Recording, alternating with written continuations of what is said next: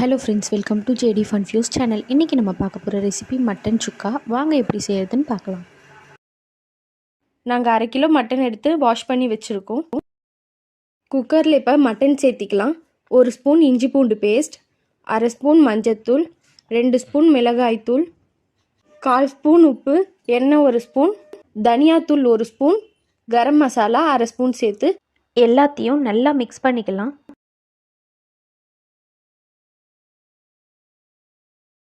Mutton வேக தேவையான அளவு தண்ணி சேர்த்துக்கலாம். இங்கே பாருங்கள், மட்டன் நாங்கள் முழுகிற அளவு தான் வச்சுருக்கோம், நிறைய வைக்கக்கூடாது.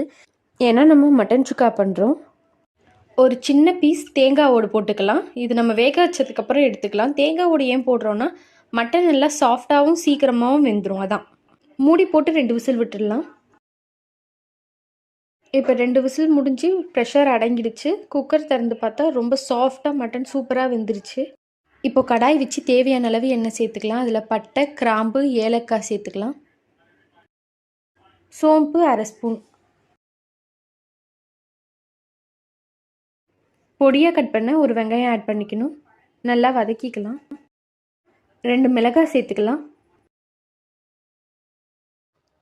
இப்போது ஒரு தக்காளி, நம்ம வேக வச்சு எடுத்த மட்டன் ஆட் பண்ணி ஒரு 2 நிமிஷத்துக்கு நல்லா வதங்க விட்டுடலாம். மட்டன் வேக வச்ச தண்ணியை சேர்த்து நல்லா மிக்ஸ் பண்ணிக்கலாம். தண்ணியெல்லாம் நல்லா சுண்டி வரணும்.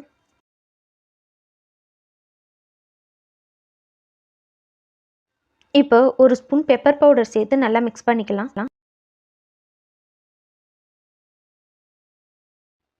ஃபுல்லாக நல்லா ரோஸ்ட் ஆகிடுச்சு. இப்போ நம்ம கொத்தமல்லி ஆட் பண்ணிக்கலாம். நம்மளோட மட்டன் சுக்கா ரெடி ஆகிடுச்சு ஃப்ரெண்ட்ஸ்.